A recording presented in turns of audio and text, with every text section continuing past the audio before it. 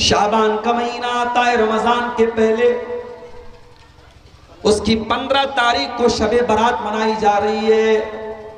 कब्रिस्तान पे जाके लोग मुर्दों के अपने अपने मुर्दों की कब्र पे जाकर के फातिहा पढ़ रहे हैं। मस्जिदों को सजाया जा रहा है, रात रात भर कुरान की तिलावत की जा रही है। ये सारा का सारा काम क्यों किया जा रहा है? अच्छा समझ करके किया जा रहा है, नेकी का काम समझ करके किया जा रहा है। मगर चूंकि इस अमल के ऊपर अल्लाह की मुहर नहीं है, रसूल की मुहर नहीं है, इसलिए ये अमल शरीयत की नज़र में नेक अमल नहीं माना जाएगा। ये अमल बातिल करार पाएगा, ये अमल बिदात करार पाएगा। इसको बहुत अच्छे तरीके से आप समझें।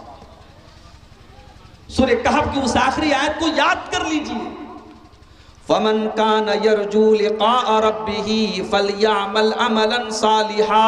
जो अपने रब से मुलाकात करना चाहता है, जो जन्नत में जाना चाहता है, जो अल्लाह की बारगाह में कामयाब होना चाहता है, वो अमल करे तो नेक अमल करे, जिसको अल्लाह ने नेक करार दिया हो, जिसको रसूल ने नेक करार दिया हो। हमारे बहुत सारे भाई बहुत सारे गलत काम और बिदात के काम करते हैं और ये समझते हैं कि वो नेक अमल कर रहे हैं, लेकिन अल्लाह की कसम, जिस अमल को अल्लाह और उसके रसूल ने नेक अमल नहीं करार दिया और हम उसको नेकी समझ करके कर रहे हैं, वो अमल कल क़यामत के दिन हमारे लिए मुसीबत बन जाएगा। इसलिए कि अल्लाह के नबी फरमाते हैं, मन अमिल अमलन लैसा अलैहि अम्रुना फहुव रद्दुन। जिसने कोई ऐसा अमल किया जिस अमल के ऊपर हमने कोई हुक्म नहीं दिया था, तो वो अमल मरदूद हो जाएगा, वो अमल करने वाले के मुंह पर मार दिया जाएगा। फर्ज नमाज आप पढ़ते हैं, फर्ज नमाज के बाद हाथ उठा के दुआ करने का मसला बहुत पूछा जाता है। बंगाल में आज भी बहुत सारी अहले हदीस मस्जिदों में इमाम साहब हाथ उठा के दुआ कर रहे हैं, पीछे मुक्तदी भी हाथ उठा के दुआ कर रहे हैं। मेरे प्यारे साथियों, अल्लाह के नबी की नमाज का पूरा तरीका हमको हदीसों के अंदर मिलता है। आप कहां पर हाथ बांधते थे ये भी हदीसों के अंदर जिक्र किया गया है।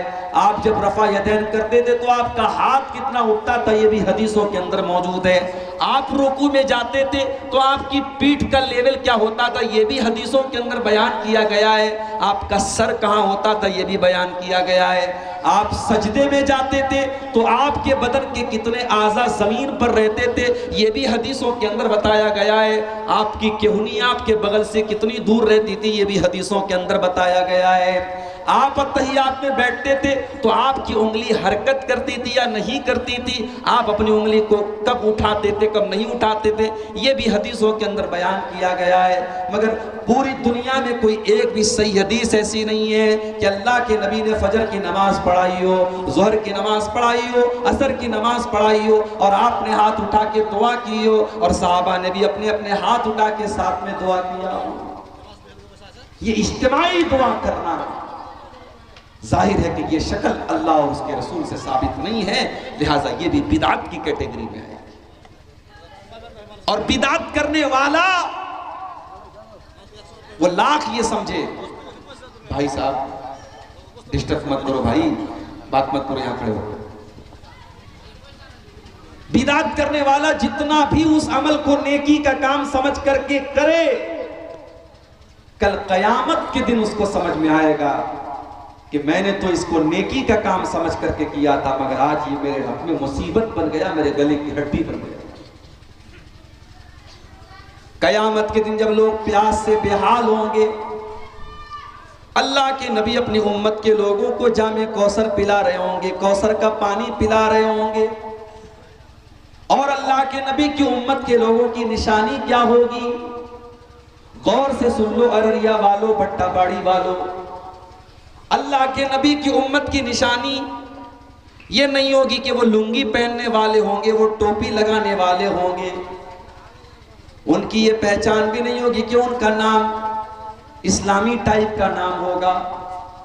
उनकी ये पहचान भी नहीं होगी कि वो गोश्त खाने वाले होंगे, बल्कि अल्लाह के नबी की उम्मत के लोगों की पहचान ये होगी कि उनके आज़ाए वज़ू चमक रहे होंगे। वो दुनिया से वज़ू करके और नमाज वो दुनिया में वजू करते होंगे और नमाज पढ़ते होंगे और वजू में जिन जिन चीज़ों को वो धोया करते थे वो सारी की सारी चीज़ें लाइट की तरह चमकेंगी। उनका चेहरा चमकेगा, उनका हाथ चमकेगा, उनकी केहूनियाँ चमकेंगी, उनके पूरे आज़ाए वजू चमकेंगे और ये चमक ही उनकी पहचान होगी कि अल्लाह के नबी के उम्मत के लोग हैं। अब जो बेचारा नमाज ही नहीं पढ़ता वो किस मुंह से कहेगा कयामत के दिन कि मैं अल्लाह के नबी का उम्मत हूं? ये पासपोर्ट होगा कयामत के दिन। जैसे अगर आपको इंडिया से बांग्लादेश जाना हो, इंडिया से सऊदी अरब जाना हो तो बगैर पासपोर्ट के आप नहीं जा सकते। वो पासपोर्ट आपकी पहचान होता है, पासपोर्ट आपको आगे जाने का एक जरिया होता है। अल्लाह के नबी कौसर का जाम पिला रहे होंगे और गेट पर वहां एंट्री आपको तब मिलेगी जब आपके पास वजू का पासपोर्ट होगा, आपके पास नमाज का पासपोर्ट। अल्लाह के नबी अपनी उम्मत के लोगों को जामे कौसर पिला रहे होंगे। इतने में कुछ लोग आएंगे, अल्लाह के नबी उनको भी कौसर का पानी, और कौसर का पानी कैसा होगा? हदीस में अल्लाह के नबी फरमाते मन शरीबा मिन्हु ला यज़मा बादहु अबदा, जो कौसर का पानी एक बार पी लेगा उसके बाद उसको कभी प्यास नहीं लगेगी। अल्लाह के प्यारे नबी अपने उम्मतियों को जामे कौसर पिलाने की कोशिश कर रहे होंगे कि फरिश्ते आकर के रोक देंगे, अय अल्लाह के नबी आप इनको पानी नहीं पिला सकते। अल्लाह के नबी सवाल करेंगे क्यों नहीं पिला सकता? इनका जुर्म क्या है, इनकी गलती क्या है, इन्होंने क्या ऐसा काम किया है कि मैं इनको जामे कौसर नहीं पिला सकता?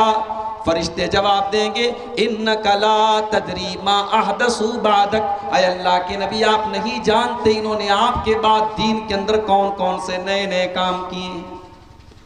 अय अल्लाह के नबी इन्होंने शबे बारात का त्यौहार भी मनाया, इन्होंने 12 रबीउल अव्वल को जुलूस भी निकाला, इन्होंने मुहर्रम की 10 तारीख को ताज़िये भी निकाले, इन्होंने कब्रों पर जाकर के चादर भी चढ़ाई। अय अल्लाह के नबी इन्नका ला तदरी मा अहदसु बादक, आप नहीं जानते कि इन्होंने आपके दीन की शक्ल कैसी बना डाली, इन्होंने आपके दीन को कितना बदल डाला।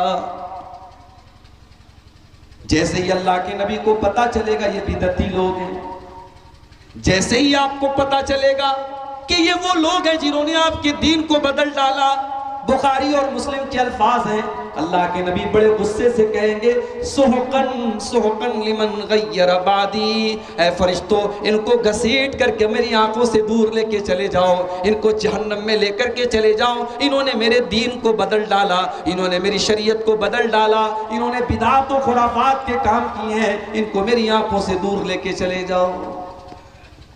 तो बिदाती, बिदात करने वाला और दीन के अंदर नया नया काम निकालने वाला अगर ये कहता है कि हम नबी का दामन पकड़ लेंगे और सरकार का दामन पकड़ लेंगे, तो वो या कान खोल करके सुन ले वो कि कयामत के दिन उसको नबी का दामन नसीब नहीं। एक बात और बताऊं, मुशरिक के लिए कयामत के दिन अल्लाह के नबी शफाअत भी नहीं करेंगे। अल्लाह के नबी शफाअत करेंगे अपनी उम्मत के लिए, मगर आपकी उम्मत में भी अगर कोई मुशरिक होगा, कोई शिर्क करने वाला होगा, कोई अल्लाह के अलावा किसी और के आगे हाथ फैलाने वाला और किसी और के आगे सर झुकाने वाला होगा, अल्लाह के नबी उसके लिए शफाअत नहीं करेंगे। आप पूछेंगे इसकी दलील क्या है? आइए दलील आपको दे देता हूं। बुखारी की रिवायत है, मुस्लिम की रिवायत है। अल्लाह के नबी के सहाबी हजरत अबू हुरैरा रज़ी अल्लाह ताला अन्हु अल्लाह के नबी के पास आते हैं और एक बड़ा ही इंपॉर्टेंट सवाल करते हैं, बड़ा ही अहम सवाल करते हैं। क्या सवाल करते हैं? अय अल्लाह के नबी, अय अल्लाह के नबी, वो कौन खुश नसीब इंसान है जिसकी शफाअत, जिसको आपकी शफाअत मिलेगी क़यामत के दिन? मन आसादुन्नासी भी शफाअतिका या रसूल अल्लाह, अय अल्लाह के रसूल, कल क़यामत के दिन वो कौन सा खुश नसीब इंसान है जिसको आपकी शफाअत नसीब होगी, जिसकी आप सिफारिश करेंगे, जिसको जहन्नम से बचाने की आप अल्लाह से रिक्वेस्ट करेंगे, जिसको जन्नत में डालने की आप अल्लाह से गुजारिश करेंगे, वो कौन खुश नसीब होगा? अल्लाह के नबी ने क्या फरमाया? मेरे प्यारे साथियों, पूरे हिंदुस्तान में रात भर जलसा कहीं नहीं होता सिवाय आपके सीमांचल के। 2-2 घंटे की तकरीर पूरे इंडिया में कहीं नहीं होती सिवाय आपके शेरशाबादी और सिवाय सीमांचल और बंगाल के इलाकों में। गौर कीजिए आप, कम से कम 7 या 8 साल से तो मैं तकरीर करने आपके इलाके में आ रहा हूं। मुझसे पहले न जाने किस दौर से ये जलसे चले आ रहे हैं। रात रात भर तकरीरें हम सुन रहे हैं, लेकिन समाज के ऊपर कोई असर नहीं पड़ रहा है। जो बेनमाजी था वो आज भी बेनमाजी है, जो गलत काम करता था वो आज भी गलत काम कर रहा है। वजह क्या है? वजह यह है कि हम हदीसों को सुनते तो हैं, मगर एक कान से सुन करके दूसरे कान से उड़ा देते हैं। हम जब अल्लाह के रसूल की हदीसों को सुनते हैं तो ये सोच करके नहीं सुनते कि हम इसके ऊपर अमल करेंगे, हम इसको अपनाएंगे। हजरत अबू हुरैरा को देखो, जब अबू हुरैरा ये सवाल करते हैं कि अल्लाह के नबी वो कौन सा खुश नसीब होगा जिसको आपकी शफाअत मिलेगी, तो अल्लाह के नबी क्या फरमाते हैं? लक़द ज़ननतु या अबा हुरैरा ला यसअलुनी अन हाज़ल हदीस अव्वल मिनका। ऐ अबू हुरैरा, मुझे पता था कि सबसे पहले ये सवाल मुझसे कोई करेगा तो तुम ही करोगे। लिमा रअयतु मिन हिर्सिका अलल हदीस। रख दीजिए, ले लेंगे। इसलिए कि अबू हुरैरा, मुझे पता है कि तुम हदीस को हासिल करने के लिए बेचैन रहते हो। तुम्हारे अंदर हदीस को सीखने की तड़प है, तुम्हारे अंदर हदीस को जानने की तड़प है।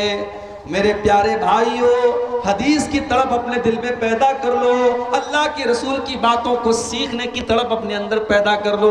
अबू हुरैरा के नक्शे कदम पे चला करो, हदीस को जानने की कोशिश किया करो, हदीस को सीखने की कोशिश किया करो, हदीस पर अमल करने की कोशिश किया करो। रात भर तकरीर सुनना कमाल नहीं है, तकरीर से आपने कितना अमल किया ये ज्यादा अहम बात है, और ये कमाल की बात है। अल्लाह के नबी ने फरमाया कि अबू हुरैरा, कयामत के दिन वो खुश नसीब इंसान जिसको मेरी शफाअत मिलेगी।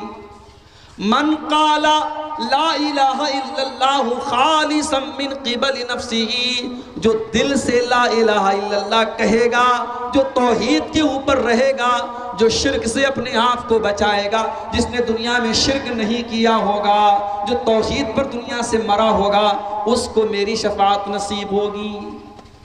तो नबी का दामन न तो किसी बिदती को मिलेगा, न किसी मुशरिक को मिलेगा, न शिर्क करने वाले को नबी का दामन नसीब होगा, न बिदअत करने वाले को नबी का दामन नसीब होगा। तो अल्लाह के यहाँ नेकी के कबूल होने की ये पहली कंडीशन है मेरे प्यारे साथियों, कि उस अमल के ऊपर अल्लाह और उसके रसूल की मुहर हो।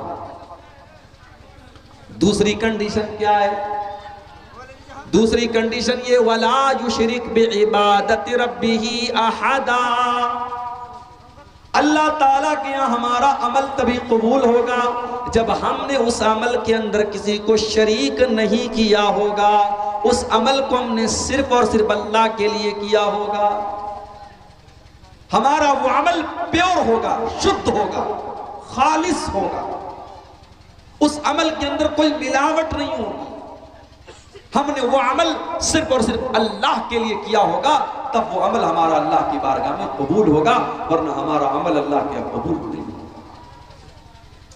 मेरे प्यारे साथियों, अब जरा अपने दिल पर हाथ रख कर के बताओ कि आपने नमाज आप जो पढ़ते हैं, आपने मदरसे में चंदा दिया, आपने ज़कात दिया, आपने हज किया, आपने उम्रा किया, आपने कोई भी नेकी का काम किया, जरा आपने अपने दिल पर हाथ रख करके सोचो और बताओ कि आपने वो अमल किसके लिए किया। अगर आपके अमल करने का मकसद ये था कि अल्लाह हमसे राजी हो जाए, तो अल्लाह तो सवाब उसका जरूर आपको देगा। लेकिन अगर आपके दिल में ये आरजू थी, मदरसे में 1 लाख रुपया चंदा दे रहा हूं ताकि पूरे गांव के लोगों को पता चल जाए कि मैं कितना बड़ा सखी हूं, मैंने हातिम ताई की कब्र पे लात मार करके 1 लाख रुपया चंदा दे दिया। अगर आप हज करके इसलिए आते हैं कि ताकि पूरा गांव आपको हाजी साहब कह करके आपको सलामी दे, अगर आप नमाज इसलिए पढ़ते हैं ताकि आपको लोग नमाजी करार दें, तो याद रखो मेरे प्यारे साथियों, आपकी वो नमाज आपके मुंह पर मार दी जाएगी, आपका हज आपके मुंह पर मार दिया जाएगा, आपकी ज़कात और आपका सदका आपके लिए बर्बाद हो जाएगा।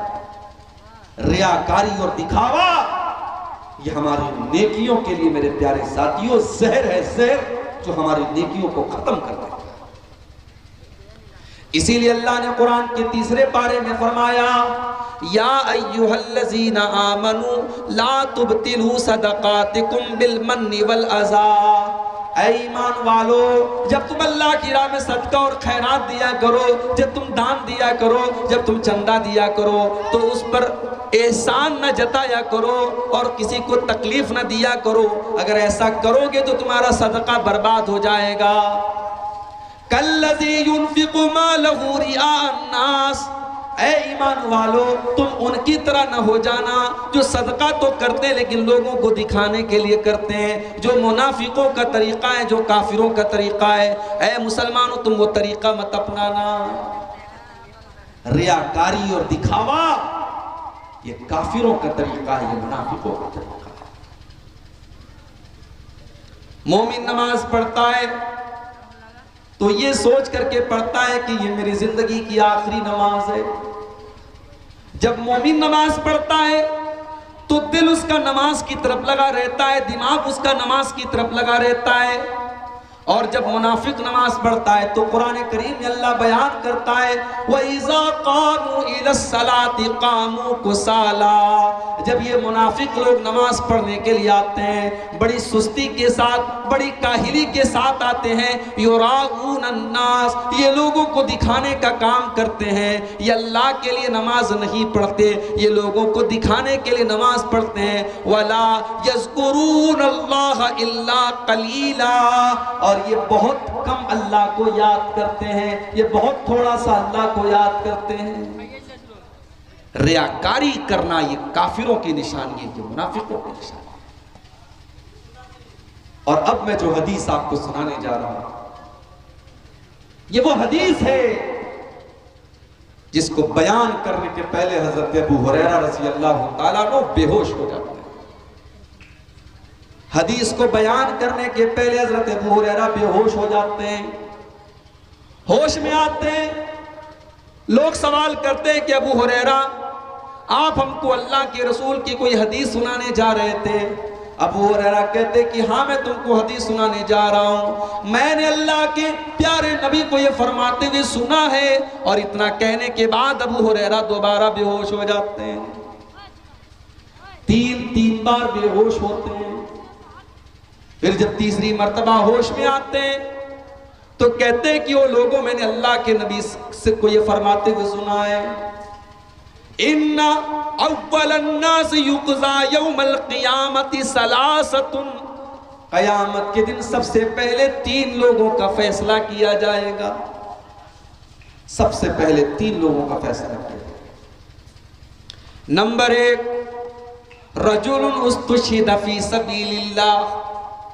पहले नंबर पर वो इंसान होगा जो अल्लाह की राह में शहीद हुआ था, जो अल्लाह की राह में जिहाद करते हुए, जंग करते हुए, लड़ाई करते हुए अल्लाह की राह में शहीद हो गया था।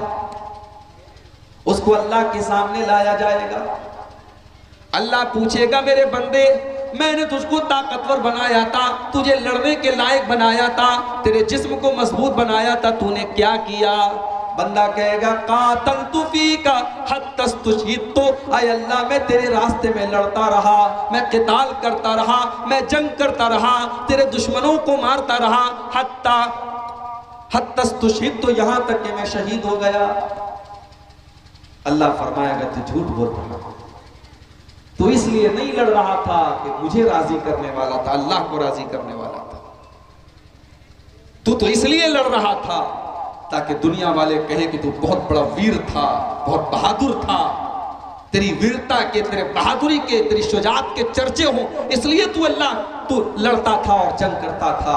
तो तुझे जो चाहिए था वो तो तुझे मिल गया। और उसके बाद अल्लाह ताला हुक्म देगा और चेहरे के बल घसीट करके उसको जहन्नम में डाल दिया जाएगा। उसके बाद दूसरे आदमी को लाया जाएगा। ये बहुत बड़ा आलिम होगा, ये कुरान का आलिम होगा और कुरान का टीचर होगा। वरजुलुन तअल्लमल इल्मा व अल्लमहु, इसने इल्म दीन को सीखा होगा, सिखाया होगा। अल्लाह पूछेगा मेरे बंदे, मैंने तुझे दीन का आलिम बनाया, तुझे दीन की समझ अता फरमाई, तूने क्या किया? बंदा कहेगा अल्लाह मैं दीन को सीखता रहा और दीन को सिखाता रहा। अय अल्लाह मेरा मकसद ये था कि तू खुश हो जाए, तू राजी हो जाए। अय अल्लाह तेरी रजा के लिए, तुझे खुश करने के लिए मैंने दीन को सीखा और सिखाया।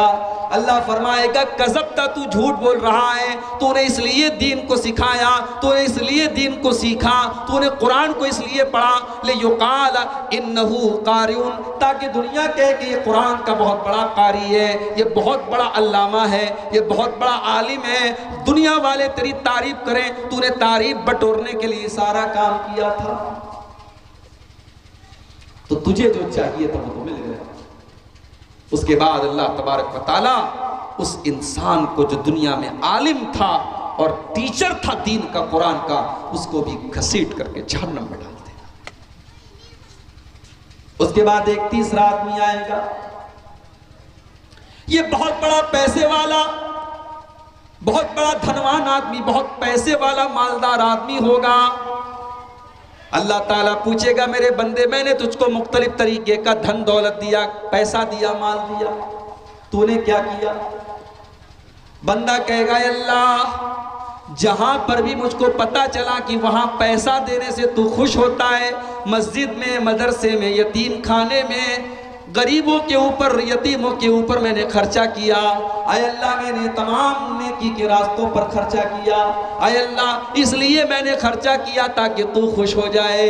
अल्लाह फरमाएगा कज़ब्ता, मेरे बंदे तू झूठ बोल रहा है, तू झूठ बोल रहा है, तूने इसलिए ये चंदा दिया, तूने इसलिए ये पैसा खर्च किया लियुकाल इन्नहु जवादुन, ताकि लोग तुझे दान देने वाला दानी कहें, लोग तुझे सखी कहें, लोग तुझे फयाज कहें, लोग तुझे खर्च करने वाला कहें, लोग तेरी तारीफ करें। तो तुझे जो चाहिए था वो तो मिल गया।